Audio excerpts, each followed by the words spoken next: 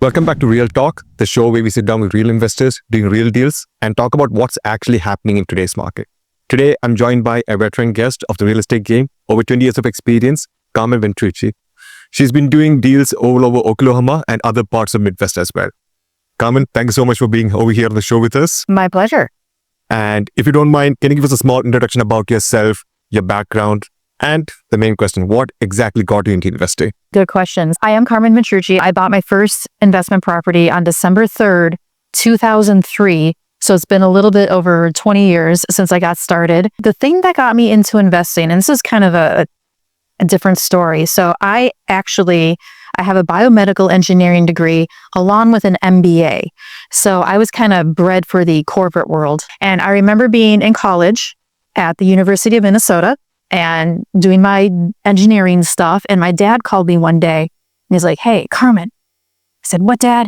He's like, "You need to buy a rental property." And in the back of my mind, I'm going, why the heck would I want to buy a rental property? I'm going to school for engineering. It was like the late 90s, early 2000s. Everybody did it. Everybody was in engineering at that time. It was a cool thing to do. I'm going to school for engineering. I'm going to work for a company and live the corporate life. And, I'm going to be promoted and blah, blah, blah. I had this grand plan in my head and it baffled my mind why I should bother buying a rental property or an investment property.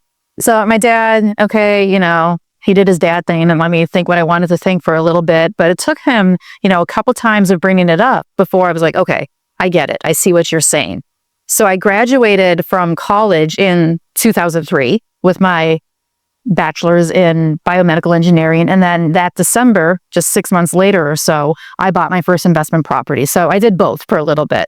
But that's how I got into it. And I saw how quickly or efficiently you could make money as a real estate investor. And, I've been doing deals ever since. That's great. It's amazing to hear. Another pack comment. So I'm also a fellow MBA. Oh, are you? Yeah. Wonderful. So I graduated from UC Riverside back in 2024. I also have like a bachelor's in mechanical engineering. Well, it's like we're the same person then. Yeah, that's great. So can you tell me a little bit more about what sort of deals are you doing? Like, are you totally into wholesaling, rentals, innovation, creative finance? Can you give me? Yeah, we're doing most of those, what you just listed. So we are wholesaling. We are doing creative finance. We like to get our buys and holds that way. We do use some private money for some of our deals. We will wholesale where we buy it. We make a few quick fixes or changes and then basically put it back on the market right away.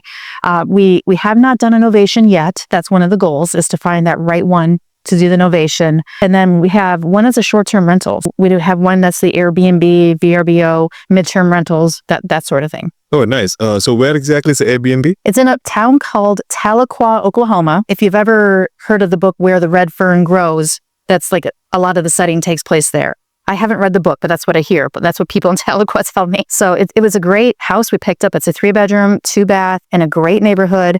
A lot of people go there because the Illinois River runs through Tahlequah and you can rent a raft and float down the river in the summer and it's a great time. We also have a lot of people who have been on business trips and stayed there, or there's a college in that town, parents visiting their kids, that sort of thing. So it's been a very interesting experience to get that up and running and manage that and optimize it, essentially. I'll definitely let you know when I'm in Oklahoma. When you're in Oklahoma, you should come stay.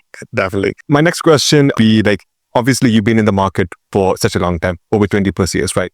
So what would you say is one of the most challenges you have faced, especially because you said you were built for the corporate world and you decided to transition into something which you were not ready for, the initial phase. So the very initial days, did you come across any challenges which would maybe set you apart or maybe did you find difficult? So this is a challenge that I encountered in the corporate world as well as the real estate investing world, and that's communication. So I had a deal recently where the title company didn't communicate something in a timely manner. We worked it out, but we almost lost the deal.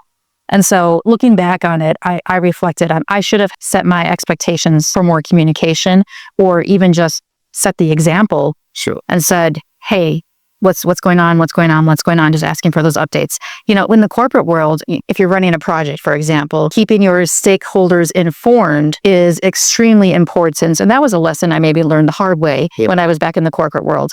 And so communication is key. There's a lot of people, there's a lot of players when you're closing a deal, even the simple deals. There's a lot of things that could go wrong. So keeping those open lines of communication is essential. That's great. So obviously I mentioned in the previous where like you do wholesaling.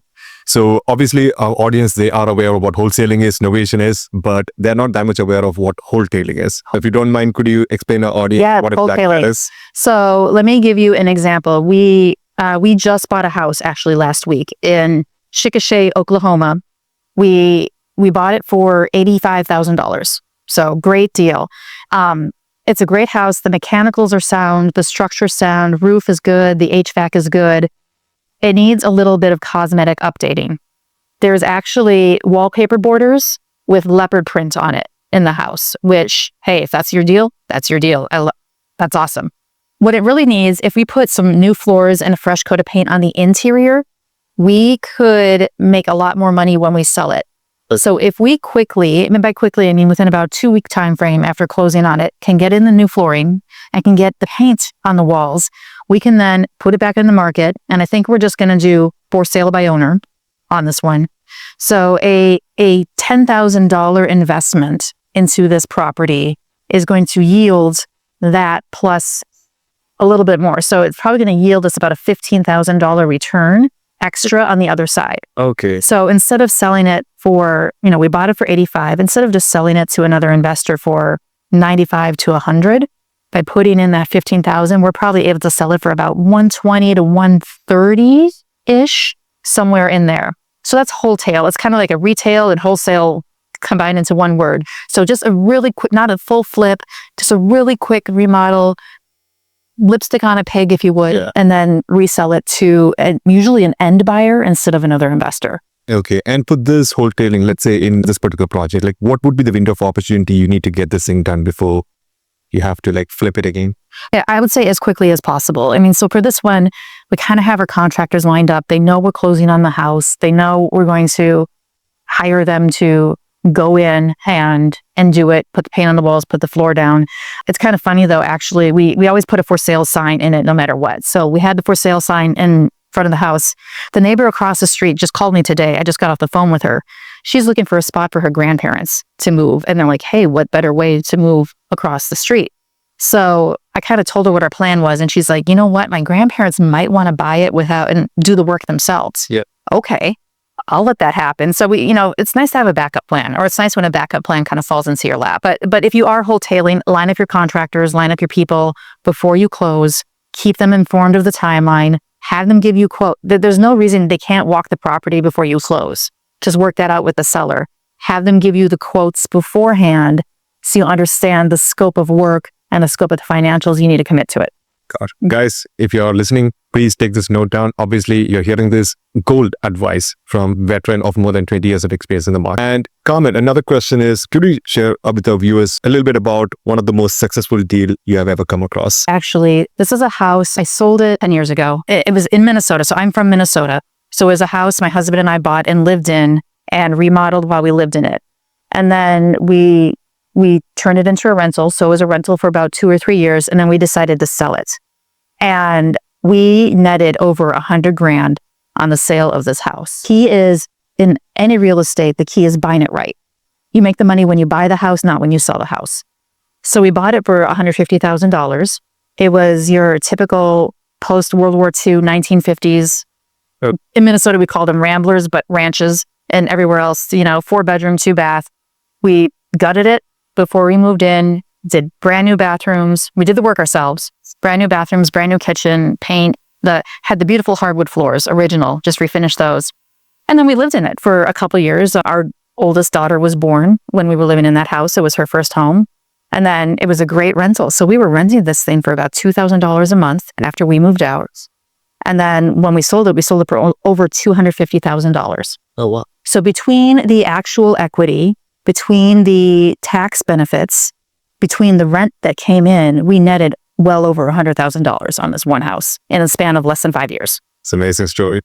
And obviously, like because of the fact that market is evolving, a lot of the teams, they're using AIs, automations. Can you share a little bit more about what exactly the tool stacks you're using and a little bit more about the systems on your day-to-day life? Absolutely. So I have a CRM called Closer Control. You might be familiar with it. Yes, sir. It is really revolutionized the way I'm able to reach out to sellers. My favorite part of the business is the acquisitions.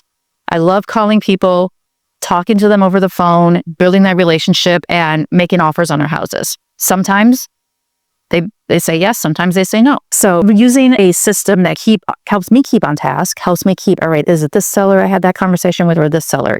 Wait, did they say that or did they say, I talk to a lot of people. It might be easy to get confused. However, Closer Control is a system that really allows me to keep everything straight and everything situated.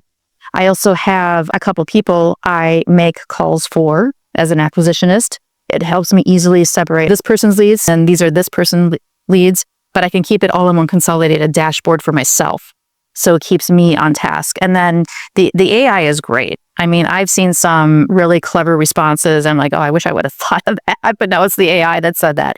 So it's in a way that feels very genuine. There's a lot of AI out there that just feels fake. And especially the part where it makes mistakes on purpose, right? Yeah. If it's spelled something, it's real, right? Misspelling. But there's a lot that feels very inauthentic out there and you can kind of tell. And so with this one, it feels very genuine and very natural that it's pretty much seamless. People think they're talking to me instead of an AI bot. I love it. Got it. Thanks for the amazing feedback as well. And one last question, Carmen.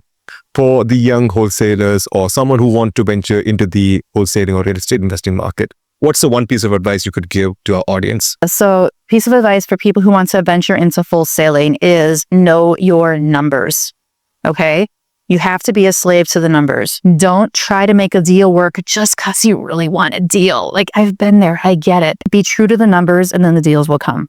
Don't try to force anything if it really doesn't work. Well, there you have it, folks. Carmen Ventrucci, veteran of over 20 years of experience in the real estate market, closing deals, a true amazing superstar, especially in this area. Well, thank you so much for being on the show with us. Tune in next week where we're going to be coming up with a new guest, coming with new stories and share more about their experience in the market. Thank you so much once again, Carmen, for being here on the show with us. And with this, have a great day.